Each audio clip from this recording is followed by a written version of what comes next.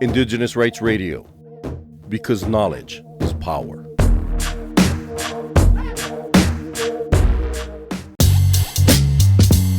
From November 10 to 21st, 2025, the UN Climate Change Conference, commonly referred to as COP30, is taking place in Barume, Brazil. The city, called the gateway to the Amazon rainforest, this major global meeting has gathered government representatives from 198 countries, alongside UN bodies, civil society, academia, private sector, and significant delegations of indigenous peoples, women, and youth. Notably, this year has the largest ever participation of indigenous peoples in the conference series, with over 3,000 indigenous delegates registered. Cultural survival is engaging with indigenous leaders and their representatives to understand their goals for COP30.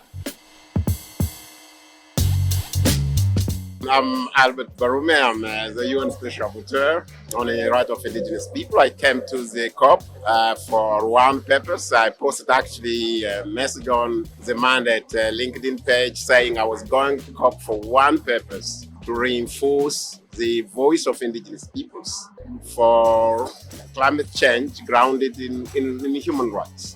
Indigenous people pay a particularly heavy price in terms of human rights, and it should not continue the way it has been. Indigenous people have something particular to offer. Indigenous people have a traditional knowledge that is relevant to climate change. Indigenous people have today lands and territories on which most of the biodiversity are. Indigenous people are on those land and territory rich in transition energy, rich in transitional minerals. So indigenous people are at the center, are part of the key to climate change. And because they are nations, they are entities whose rights have been ignored for too long, I think their rights need to be paid attention to if the climate change has to be just. The participation of indigenous people in processes like the climate change are guaranteed under international law.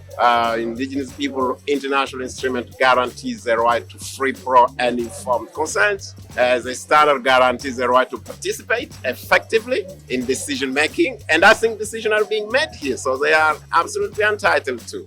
And indigenous people's rights are guaranteed under those international instruments to which many of those states are party to. We, as a special procedure, as a special rapporteur, our mandate is to guide states on how to fulfill and deliver on those rights. Whether those rights are actually being delivered in domestic context, I leave that question to indigenous peoples themselves to self-determine and assess the state effort.